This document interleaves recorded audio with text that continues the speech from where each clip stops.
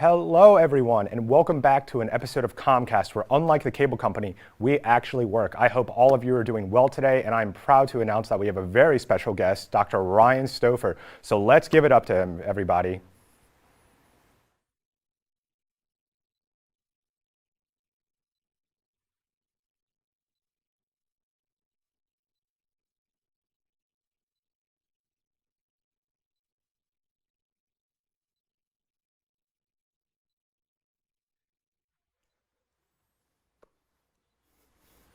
Oh boy.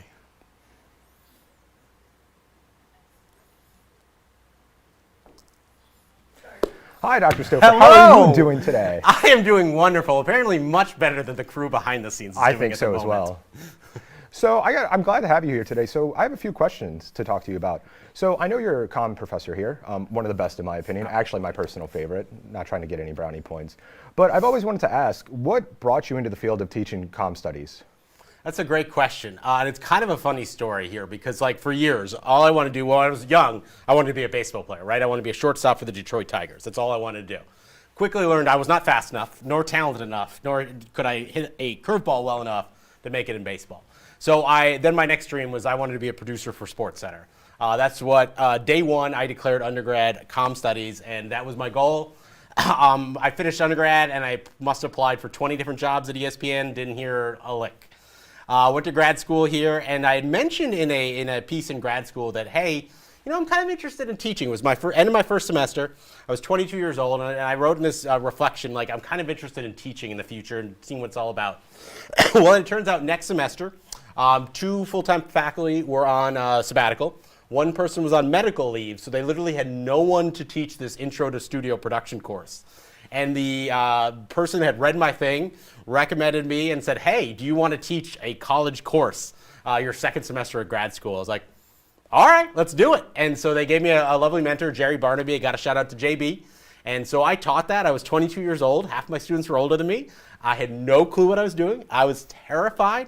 But we got through it, and I just kind of fell in love with it and realized, you know what? I do love sports, and of course, I love television. But I think this is what I want to do. I have a calling for it, and I just really enjoy it. So it's kind of how I got the start. No, I'm glad because, again, one of the best professors here. And so what drew you to Longwood, though, like in Virginia? That's a funny story, too. When I was applying for jobs, I was finished up my PhD program at Wayne State in Detroit, and I refused to move anywhere to the south, right? I drew a line. It's like, I'm not going to Florida. I'm not going to Georgia, Alabama, et cetera. So I drew a line south of Virginia, and I used to get this email list called CritNet.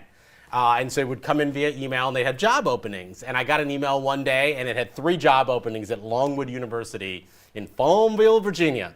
And so I looked up a little bit, and I kind of saw what they were doing, and I was like, well, what the heck, I'll apply. And then it's one of those things where it's worked out for the best. I was really hot on a job at, I think, University of Southern New Hampshire, I want to say, or Eastern New Hampshire, a directional New Hampshire school, I'm pretty sure, or Vermont. Anyway, one of those days. They're all the same.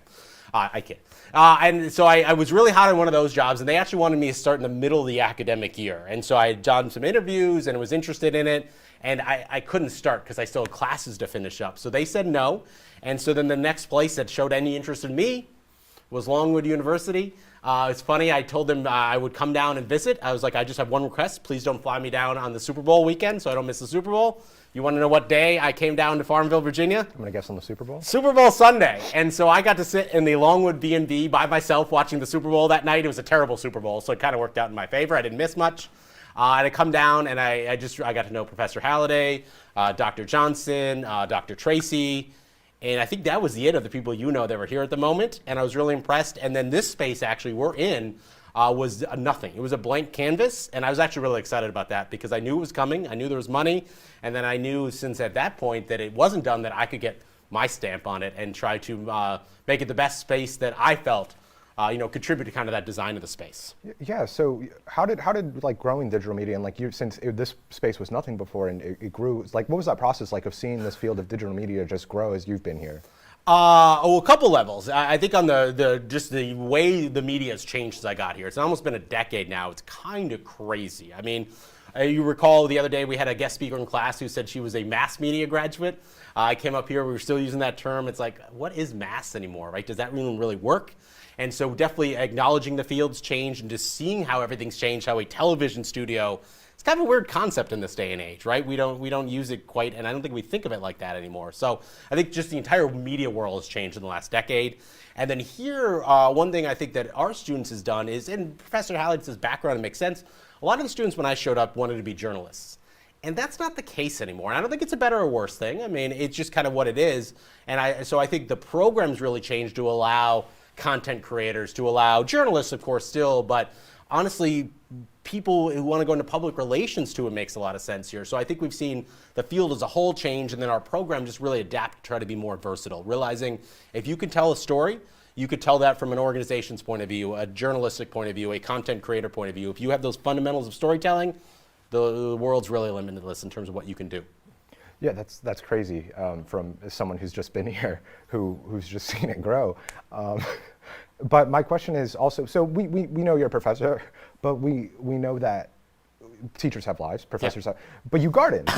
That's super interesting. We've some students have received homemade hot sauce you've made, homemade grown peppers. Like, could you kind of talk about that? Because I don't really hear that much from professors, and that's actually really interesting to learn. And it's hilarious because growing up, my parents were hippies. And so they literally were both upper middle class individuals, both quite successful. They both went to college. I believe my mom completed a year before she got too caught up protesting and enjoying life and dropped out. I think my dad may have completed one semester because he spent most of his time skiing and drinking beer, not going to class. And so they both basically kind of threw away their comfortable lifestyles and moved to the middle of nowhere, this part of the hand of Michigan, and attempted to actually live off the land.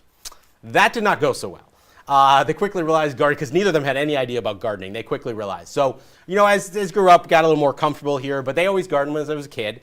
And my mom finds it hilarious now because I hated it. But of course, I always blame her because what did she want me to do when I was gardening? Pulling weeds. And I will say, this is YouTube, so I can swear, there's one fucking thing I hate about gardening, it's pulling weeds. To this day, I still can't stand it. So I really wanted nothing to do with it as a child. I got more into cooking later on. I've always kind of liked to cook. And then when I eventually, well, actually, I lived in Detroit. The house I was renting had a built-in garden, so I started gardening a little bit more there.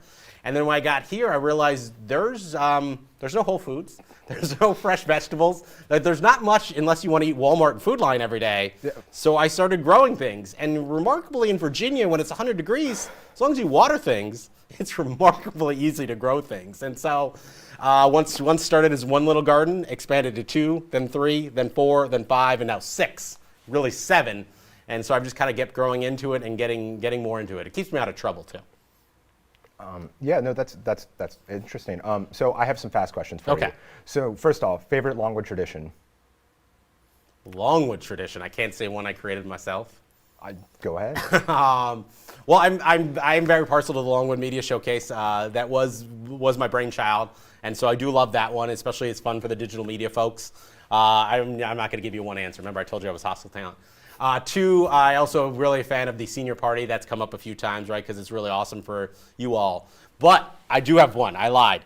My favorite Longwood tradition now is the live original senior streaming research that you all get to participate in because it takes you completely out of your comfort zone, but forces you to, but it's also a great opportunity for you to showcase what you spent your entire semester on and to communicate that. And to this day, to toot my own horn, I don't believe anybody else out there is doing it. So I'm going to go with the live undergraduate streaming for research. Yeah, I can't wait to be a part of that. That sounds super fun. Yeah, but let me ask you this. So favorite comm memory, but I'm also going to throw in another one, favorite comm class.